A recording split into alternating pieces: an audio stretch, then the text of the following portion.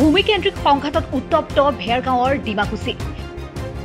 দুটা প্ৰতিবেশী পৰিয়ালৰ মাজত সংঘটিত সংঘাতত এজনৰ প্ৰাণহানি।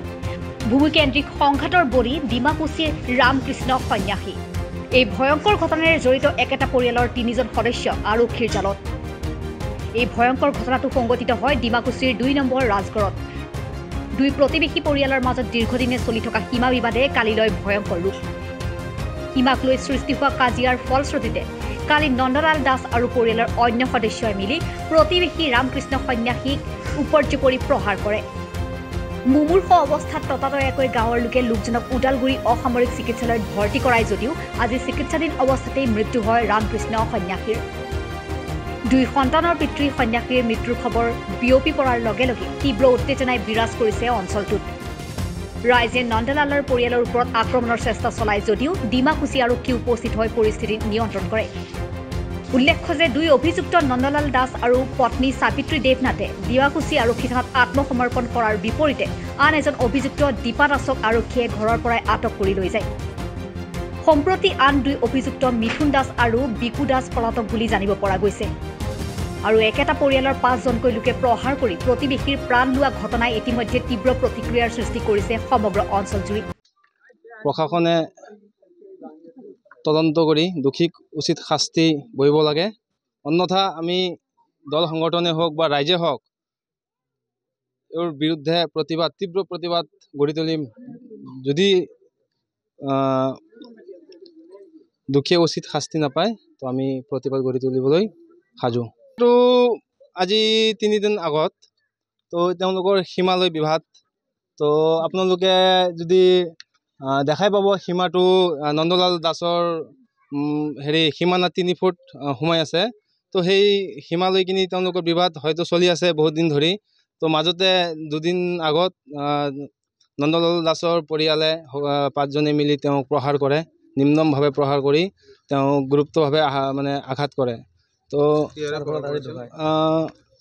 আঘাত কৰিছে আপোনাৰ চোকা অস্ত্ৰ দি, লাঠি ৰড সেইবিলাকে দি। পিছত চিকিৎসা হৈ আছিল, আজি হঠাৎ তেওঁ মৃত্যুবৰণ কৰে।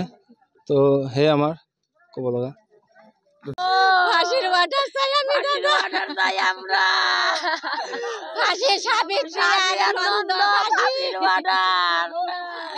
আমার ফাঁসি না দিলে আমার আত্মায় শান্তি না পায়, না দিলে কিন্তু আমার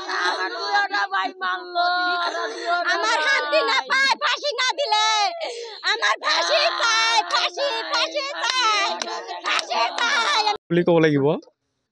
যোৱা ২৫ তাৰিখে মাটিৰ সীমা বিবাদ লৈ আমাৰ ওচৰৰে নিবাসী ৰামকৃষ্ণ সন্যাসী এখেত আৰু ওচৰৰ ঘৰৰে নন্দলাল দাস নামৰ ব্যক্তিজনৰ পৰিয়ালবৰ্গই মিলি তেওঁক উপৰ্যুপৰি প্ৰহাৰ কৰি তেওঁ আজি ডেড হ'ল। তো আমি এইটোৱে ক'ব লগা, আমাৰ খুব বেয়া লাগি আছে আমাৰ গাঁৱৰে। তো আমি ৰাইজ হিচাপে, স্থানীয় ৰাইজ হিচাপে আমি সম্পূৰ্ণ ঘটনা দেখা পাইছোঁ। আমি উপৰ্যুপৰি তেওঁক নিৰ্মমভাৱে প্ৰহাৰ কৰিছে অমানৱীয়ভাৱে। এই ৫জন ব্যক্তিক যাতে আইনী প্ৰক্ৰিয়াৰ মাজেদি যাতে কঠোৰ শাস্তি দিব পাৰে। আৰু যদি ইয়াতে যদি ইনভেষ্টিগেশ্যন যদি কোনো ধৰণৰ গাফিলতি হয় তেতিয়াহ'লে ৰাইজে প্ৰতিবাদ কৰা হ'ব, স্পষ্ট কথা এইটো। নন্দলাল দাস, বিকু দাস, মিথুন দাস আৰু আপোনাৰ সাবিত্ৰী দেৱনাথ, দীপা দাস ৰামকৃষ্ণ সন্যাসীক মাৰিছিলে। ইতিমধ্যে তেওঁ ঢুকাল আৰু তেওঁৰ মাকো প্ৰহাৰ কৰিছিলে উপৰ্যুপৰি। তেওঁৰ এটা গৰ্ভৱতী ৰামকৃষ্ণৰ ৱাইফটো গৰ্ভৱতী হৈ আছে, তেখেতকো উপৰ্যুপৰি প্ৰহাৰ কৰিছিলে। তেওঁ এতিয়া মেডিকেলত চিকিৎসাধীন হৈ আছে। তো আমাৰ কথা এইটোৱে, আমাৰ স্থানীয় ৰাইজ হিচাপে আমি দোষীক শাস্তি বিচাৰোঁ, দোষীক শাস্তিটো দিবই লাগিব। ইয়াতে কোনো ধৰণৰ গাফিলতি যাতে নহয় তাৰ বাবে আমি সকলোকে ৰাইজ সজাগ হৈ সচেতন হৈ আৰু প্ৰশাসনে যাতে চোকা দৃষ্টিৰে যাতে বস্তুটো ইনভেষ্টিগেশ্যন কৰে, প্ৰপাৰ ইনভেষ্টিগেশ্যন কৰি যাতে দোষীক কঠোৰৰ পৰা কঠোৰতম শাস্তি দিয়ে। মেডিকেলত প্ৰথম অৱস্থাত তেওঁৰ মাথাত আঘাত কৰিছিলে চোকা অস্ত্ৰৰে। তাৰপিছতে তেওঁ ডিমাকুচি থানাত ততাতৈয়াকৈ গ'লে, ডিমাকুচি থানাৰ পৰা মেডিকেল কৰালে, আমাৰ ডিমাকুচি মডেল হস্পিটেলত মেডিকেল কৰা হ'ল। তাৰপিছত তাৰ পৰা ৰেফাৰ কৰি দিলে ওদালগুৰিত তেওঁ CT স্কেন কৰি চিকিৎসাধীন হৈ আছিলে। তো তাৰে মাজতে আজি হঠাৎ ৰাতিপুৱা 10:45 মান বজাত তেওঁ ঢুকায়। মাৰ্ডাৰ, এইটো এটেম্প টু মাৰ্ডাৰ।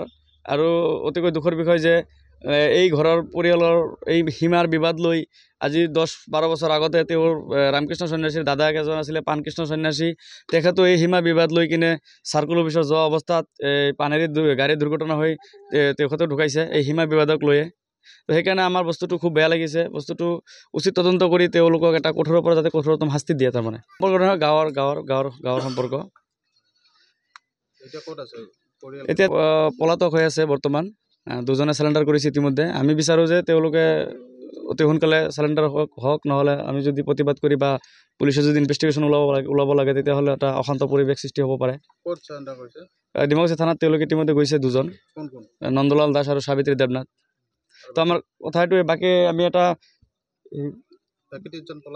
বাকী 3জন পলাতক হৈ আছে। স্পষ্ট কথা 24 ঘণ্টাৰ ভিতৰত দোষীসকলক এৰেষ্ট কৰিব লাগে। তাৰমানে এই স্পষ্ট কথা, এজাহাৰ ইতিমধ্যে দিয়া নাই, আমি 2-3 মিনিটৰ ভিতৰত এজাহাৰটো দিম আমি। স্পষ্ট কথা 24 ঘণ্টাৰ ভিতৰত তেওঁলোকক এৰেষ্ট কৰিব লাগে, নহ'লে কিন্তু এইটো পৰিস্থিতি ভয়ানক হ'ব। তীব্ৰ ভাষাৰে আমি কৈছোঁ পৰিস্থিতি ভয়ানক হ'ব। Bureau' report Republican.